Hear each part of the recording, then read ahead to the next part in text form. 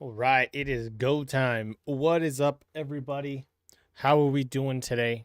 Today we got another movie review roundup coming in, and we're going to be going over, I believe it's 5 movies. So with that, hold on, let me get this muted real quick. Okay, here I can hear myself just fine. I don't need to hear myself talk and then hear myself again. So we're going to be going over. I'm not going to go over Rocky Four. It's the director's cut, but it's unnecessary. It's not a new movie or anything like that. So the first one that we're going to be going over is going to be Predator Badlands. So let's get to it. Predator Badlands, I had actually a lot of fun with this movie. I hear all the negative criticisms about how it's not the Predator movie that everybody kind of wanted it to be, I guess you could say.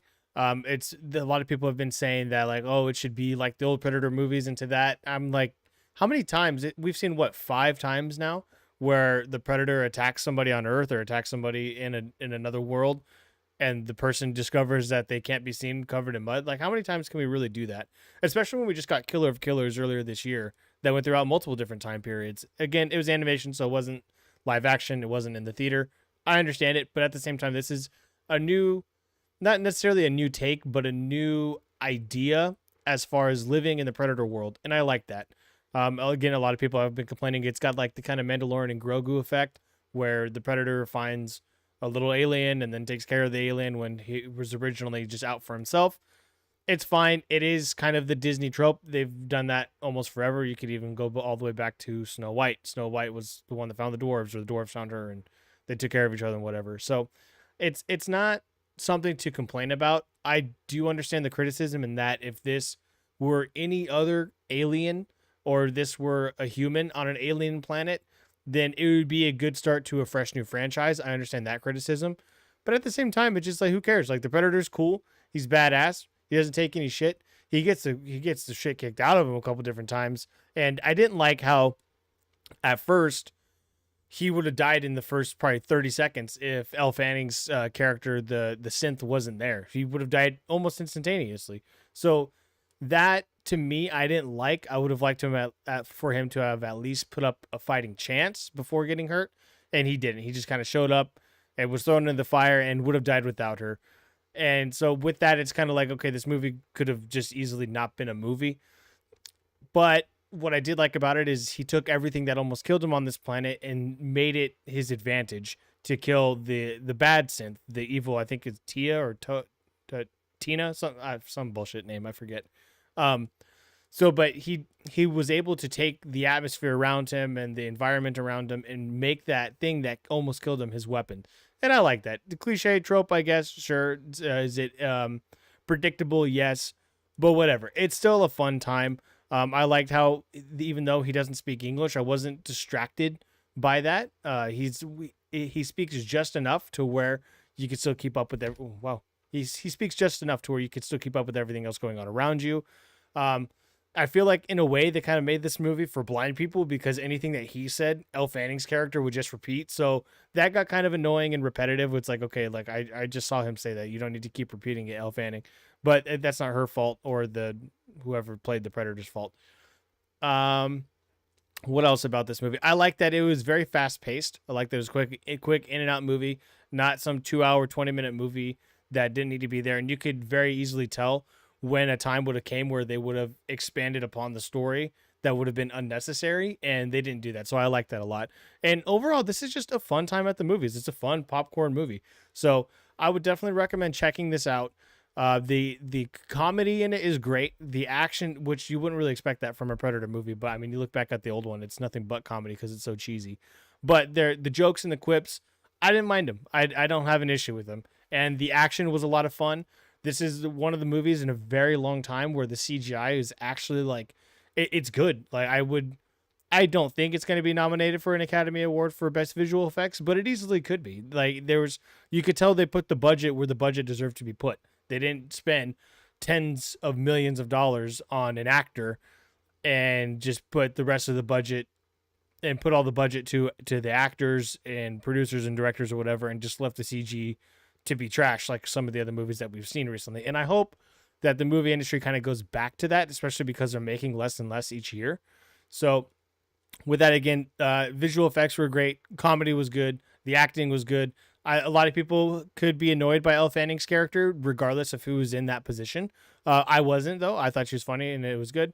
I liked the little alien that they meet along the way, and the twist in that was kind of predictable, but it was still a fun time either way. I would definitely go see this movie again. I would see this movie on an IMAX or a Dolby. The sound quality is insane, and again, the visuals on the visual effects are fun, so they're worth playing.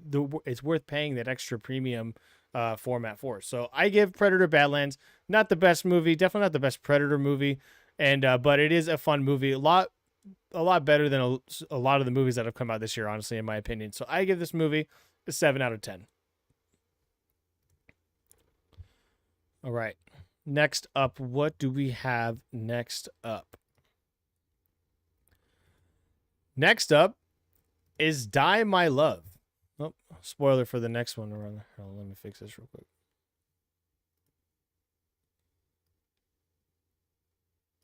All right. Well, this is good. This is actually. Why does it look like shit? Uh-oh, I think I'm on Wi-Fi and not the hard lined in. Oh well. All right, hold on. Let me fix this real quick. I don't need to record that.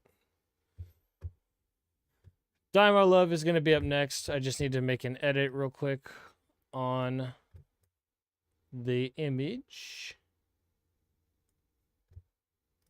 I'll do that. Sometimes it's hard to get these things perfect. It's really annoying. I mean, I'm sure there's another setup that I could do for it, but whatever. There we go. Much better. Okay. Die My Love. This movie is a movie where the whole time you're kind of like, what the fuck is going on right now? And that's both good and bad. It's good because it puts you in the mindset of your lead character, which is Jennifer Lawrence's character. But it's bad because it doesn't keep you up throughout the movie. Like if you go back and forth to where it's like, okay, I don't know what's going on right now, but then 10 minutes later it kind of fills in the gaps, then it would make it a better movie. This movie, she's a mentally ill character. She's got probably who fuck knows what she's got. Bipolar, schizophrenia, severe depression, postpartum depression. She's got a lot of things. And her husband in the movie, Robert Pattinson, he's working a lot to make do with what they have. But when he gets home, he just becomes lazy, and so he's not filling in his role as a man. I don't necessarily think this is a movie designed to hate men. I don't think this is a movie designed to platform women in any way like that. So I don't think it's like that. It's just a movie about. It's honestly just a movie. Like there's nothing really special about it. People live this kind of. I wouldn't say they like live this kind of lifestyle, but these kind of relationships happen where one person is thinking they're doing enough when really they're not, but their partner's not talking to them about it, so they just genuinely don't know. There's one of the two partners is mentally ill, and they don't know how to express that to somebody else, and what have you. That's basically what this movie is. The whole time you're like, your whole time you're like, okay, when is this gonna change? Like this just keeps happening over and over. It's the same day repeating. She's crazy. He's lazy. What else is new? Like let's get to it. And it's not a bad movie. It's just I wouldn't recommend anybody watching it, even if it's on streaming. I wouldn't be like, yeah, you should watch it. It's a really good movie. I would say, oh, if you threw it on, don't watch it when you're tired because it's like 2 hours and 20 minutes, completely unnecessary. It could have been an hour 40, quick in out. The runtime in this movie really messes it up.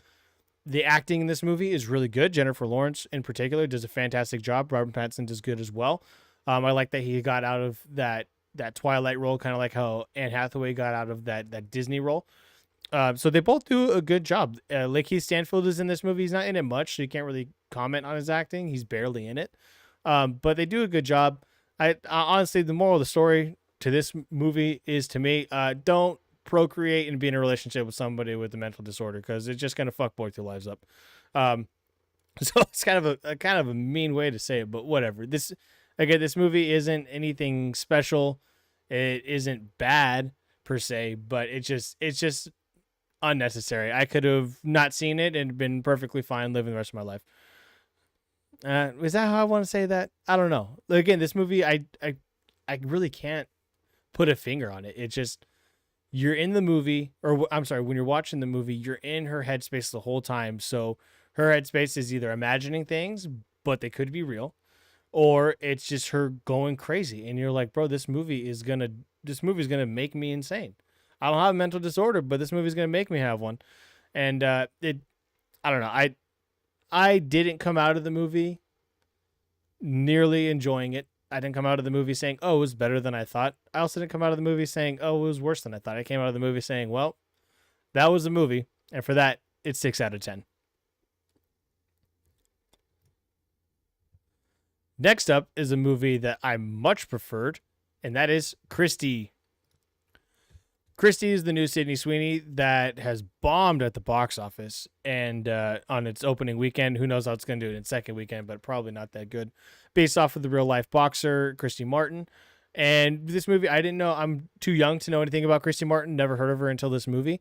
But this was a good movie. And I would say, like the last review, it was a little bit too long of a movie, probably about 10, 15 minutes could have been cut.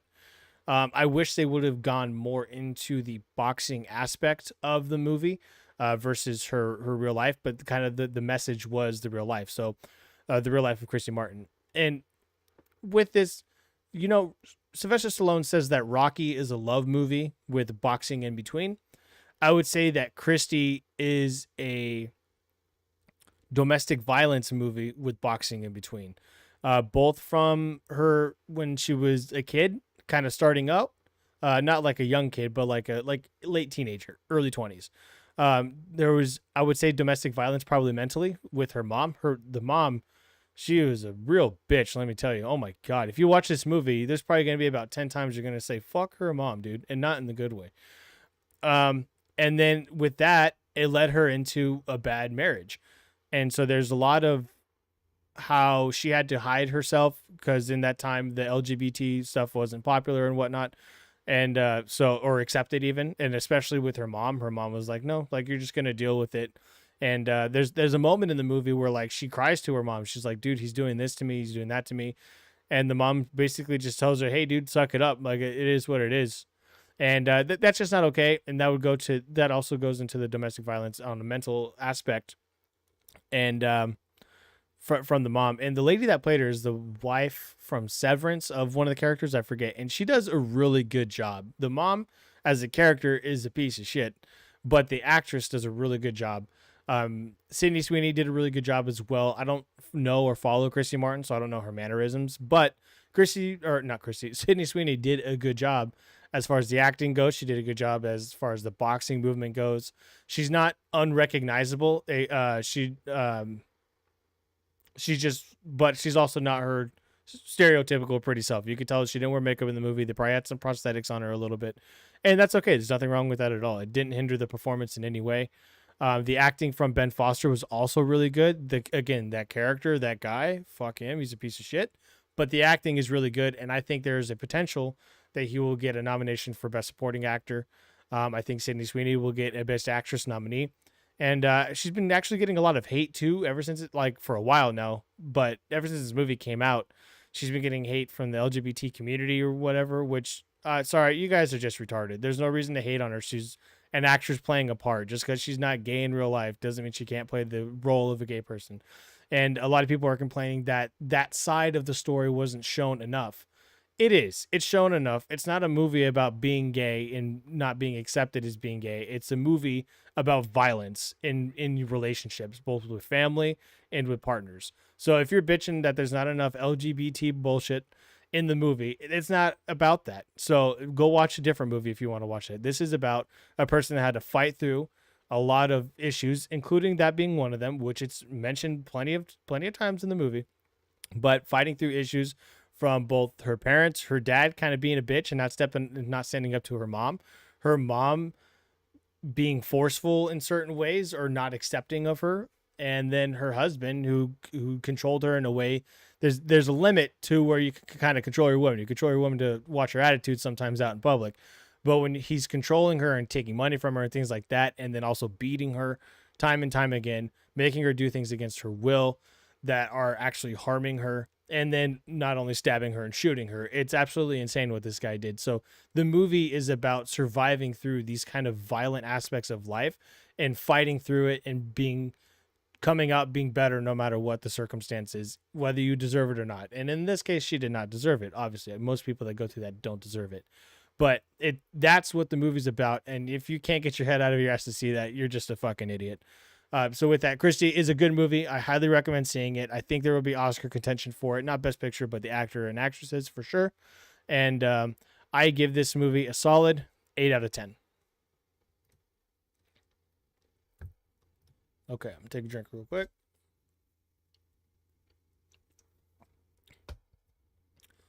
Next up, I have Now You See Me, Now You Don't. Damn it, this one too is all jacked up. Okay, whatever. All right. Now You See Me, Now You Don't. This is the third movie in the Now You See Me franchise. It's been almost 10 years. And they do a lot. They mention that quite a bit in the movie. 10 years since the Horsemen were on stage. 10 years since this, 10 years since that. Yes, it has been about 10 years. It was mentioned way too many times in the movie. You didn't need to do that. But with these movies, you either like them or you don't. It's very simple.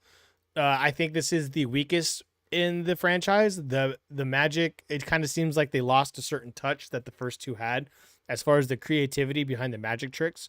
The finale in this movie, not just the third act, but the final magic trick was not nearly as strong as the first two movies. I thought it was fairly weak, and there's a lot of cool moments in the movie, but it does start to feel overcrowded at points. They do a decent job kind of making you wait for the team to come back together in full. And so I think that helped the movie for the first half. But the third act, it really fell apart for me.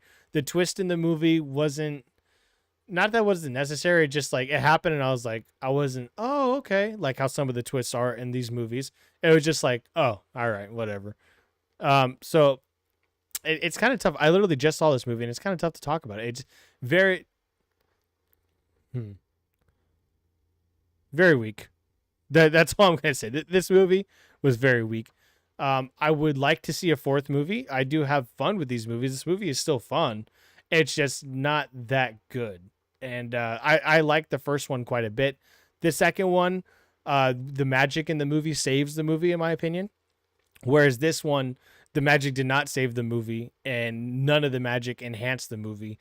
The weak parts of the movie, you could just tell, are what brings it down. And the good parts of the movie is just the chemistry between the actors, even the newcomers. And I liked all the new actors, but it's basically the same movie as, I would say, the first one more so than the second one. There are thieves, they are heist movies, but the first one and even the second one would at least take you through the heist. Whereas this one, it was just plopped there and then it just happened. And you're like, wait, like I want to see more. And they couldn't dive into that because they're too busy focusing on the new characters, bringing the old ones back.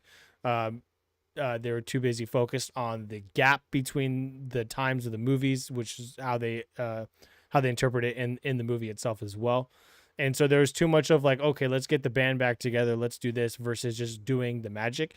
If they had just made this movie as if it was 2 years later and didn't have the new cast in there, I think there's a much better movie in that itself. So this movie, not the best Now You See Me. If you like the first two, you still will find things to like about this one, like I did. And if you didn't like the first two, then just don't bother watching it. You're not going to like it at all. I give this movie a 6 out of 10. Why did that shrink so much? What the hell? I'm going to go through it again. I give this movie a 6 out of 10. That would have sucked if that was not recording. Okay, now that Now You See Me is done, we're going to go on to the final movie of the movie review roundup. And that, let's see, let me bring this down here. That is going to be The Running Man. The Running Man, I quite enjoyed. It was better than I thought it was going to be. It was probably about 15 to 20, maybe even 25 minutes too long. I'd watched the original one the day before, and I liked that movie was just very quick paced. Whereas that movie took place over 3 hours versus 30 days. So there's a big difference there. And when you have a movie that's set to take place over an entire month, I understand it running longer. And there was a lot of fun with this movie. Everybody was good in it, in their acting. The Coleman Domingo, Josh Brolin, Glenn Powell, Michael Cera, even Emily or Amelia, the girl from Coda. She did an okay job. When her character came in, it kind of threw the vibe of the movie off. And one thing that I'll say too is that every time the movie started to pick up, it just stopped right away. It was like, oh, okay, like this is getting exciting. Something's gonna happen, and then it just happens real fast, and it's over, and then now we just wait for another 15 to 20 minutes in another slow process. That was kind of annoying. As far as Edgar Wright movies go, this is probably one of his weaker ones. But Baby Driver is a much better film overall, and the only other ones that I've seen of his were comedies, so it's kind of hard to compare all of them in particular. A lot of people didn't like Last Night in Soho, his last movie. Again, a very different tone, very different style of movie. So he is versatile, but we're not here to talk about Last Night in Soho or the other movies. The action in this movie, when it's there, it hits. It's a lot of fun. When it's slower, it is kind of hard to keep you engaged in kind of what they're going through because it is very political in a way. If you can't take yourself out of the politics in it, it's gonna annoy you. This movie will annoy you. But it was like that in the original one as well. So I didn't see too much of a difference. I understand the messaging in it, but it's one of those things where you just gotta kind of ignore it and just pluck that side out of your brain for a while and just watch the movie as it is. And if you can do that, you'll actually really enjoy this movie. The third act I did not like. I like the plane sequence, but there's a moment in there where the bad guy shows Glenn Powell this thing, and Glenn Powell believes it. But it's like, bro, why are you believing what he's showing you when you literally have seen throughout this entire time, this entire month that you've been living, that they alter and fake footage? Why would you now believe this footage? So that part didn't really make sense to me, and that was part of the plane aspect. The girl from Coda, when she came in, her character just felt misplaced, I guess you can say. I understand the messaging behind her character, but I don't know, it just didn't make sense, and it threw the movie off from what was there. Michael Cera is more of a cameo in this movie, which really sucked. I think I would have had a lot more fun with the movie if he was in it and ended up working as like the Robin to, which is funny because he plays Robin, the Robin to Glenn Powell's Batman, and kind of helped him out like in the shadows and was able to navigate through all these sorts of things, including the game, and help him out. I would have liked to have seen that more. And he was barely in it. He was in it maybe a total of like 5 minutes of screen time. And what he's in is awesome. It's so much fun. It's like his scene that he's in is like Home Alone, but on steroids. It's great. And then I wish that they would have dove a little bit deeper into Josh Brolin's character. I wanted to see how he got to that point he was in. You don't have to do that. They didn't do that in the original. I don't even know if they do it in the book. But he's such a good actor, and he could be well used. Maybe he was the guy that started at the bottom and then rose to the top, and that kind of corruption just took over his mind, and he forgot where he came from. It could have been like one of those stories where like Glenn Powell's there to remind him, hey, dude, you used to be here too. And they're like, now look at you. So remember that situation you were in. Something like that. The end of the movie also became like an anarchist type movie where he's supposed to be, spoilers, he's supposed to be dead, but he's out in hiding, and like, but the whole purpose was him winning the game. I don't know. Most of the movie I actually really enjoy. I had a lot of fun with. Glenn Powell does great in his acting. He's a fun action star. I think you could say that now after Top Gun Maverick, after Twisters, and after this. He's not a movie star, but he is an action star, and I look forward to seeing what he does next. And for a stat cast, I expected a little bit more of a oomph from the movie, but the main thing that drags that down is that third act. Probably the last like 30 to 40 minutes for me, where I still enjoyed it, but I didn't like it. There's things to enjoy, but it's not great. So that definitely takes the movie down from like a 9.5 to me, down quite a bit. But I definitely recommend checking this movie out. It is fun. If you have seen the original, try not to compare it because it's not really comparable. And if you are into politics, probably shouldn't go see this movie either, because you're not going to be able to get that the political side of your brain out of you when you're watching this movie. So definitely don't do that. If you go into it with an open mind, if you go into it knowing at times it's going to feel a little bit long, you'll have fun with this movie. And I I will see this movie again, probably not in theaters, but I'll probably watch it again as soon as it comes out on disc. And that's if that happens, that means I like that movie quite a bit. So I give this movie an 8 out of 10. Definitely worth seeing at least once, unless you're on one side of the political spectrum and you can't get it out of your head. And with that, that is our movie review roundup for today. So we went over Running Man, Now You See Me, Now You Don't, Christie, Die My Love, and Predator Badlands. So these are the last movies. These are the movies I've seen over the last couple weeks. I plan on seeing a few more this month. How many do I have left this month? I have 1, 2, 3, 4, 5 movies left this month. I still want to see Nuremberg. I haven't been able to see it, so hopefully it's still out for a little bit.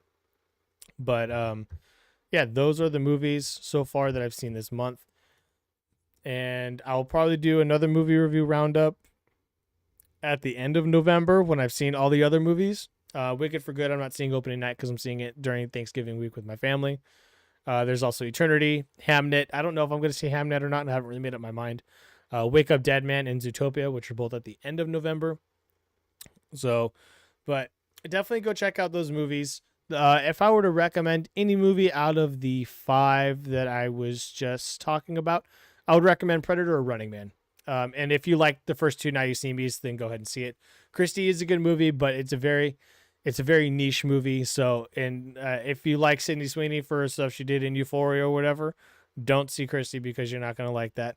If you don't like Christie, Jesus, if you don't like Sydney Sweeney because the American Eagle ad and you're weak sauce, then don't see Christie. If you like boxing, if you like true stories, if you like movies about overcoming hard times, then definitely go see Christie. But like I said, recommend Predator. Predator's a fun, turn off your brain movie. And I also recommend Running Man. Running Man, same thing, turn off your brain. Don't think too much about it. Know it's going to feel a little bit long, and you'll have a good time with it. So that is it for